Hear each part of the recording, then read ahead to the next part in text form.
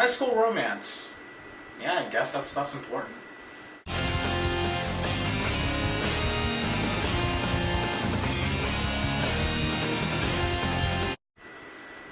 The Spectacular now stars Miles Teller and Cheyenne Woodley as two high school seniors who are polar opposites. Miles Teller's character, Sutter Keeley, is the life of the party. He plays that obnoxious best friend character that you've seen in other movies, but it's given like a real life portrayal here. He's also an alcoholic. Cheyenne Woodley plays Amy Finicky, who's a more reserved, shy, quiet girl who people don't always tend to notice.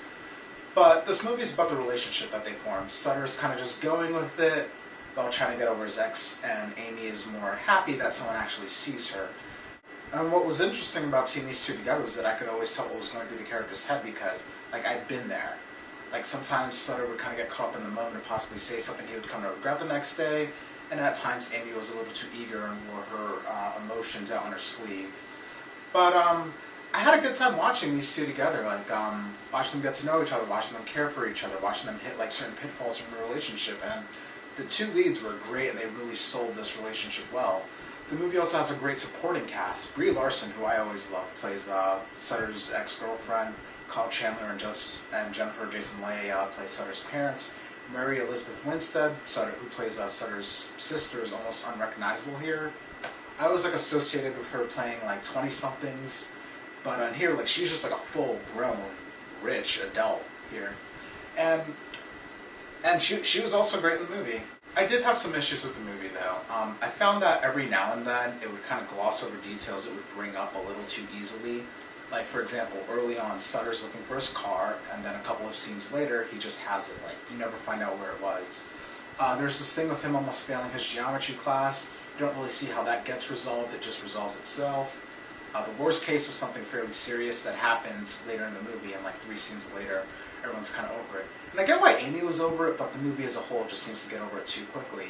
And I didn't know this when I was seeing the movie, but it's actually based on a book, and movies based on books kind of tend to skip over those details, so maybe I think that's probably why I had those issues. And then there are also a few inconsistencies that kind of bothered me a bit. In one scene, Amy says that she doesn't drink that much, but in every scene after that, she's almost always downing something.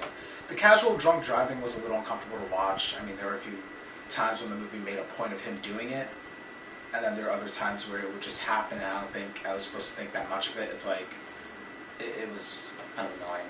And I hate calling out small movies for having issues like this, but this movie could have definitely used more extras. They didn't really seem to have issues with the party scenes or the scenes in the high school hallways, but when I was watching the prom and the graduation, I was thinking what, do 40 kids go to this school? And I know I sounded kind of negative for a while there, but I did come out of this movie with mostly positive feelings. I just wish the movie defined itself a little bit more, if that makes sense. It was a modest story that was well acted and genuine, and had a really great ending. So I really did enjoy The Spectacular now for the most part.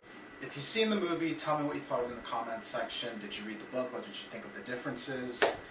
And if you have any questions about the movie, feel free to ask. And if you like this review and you want to see more, please subscribe. I'd really appreciate it.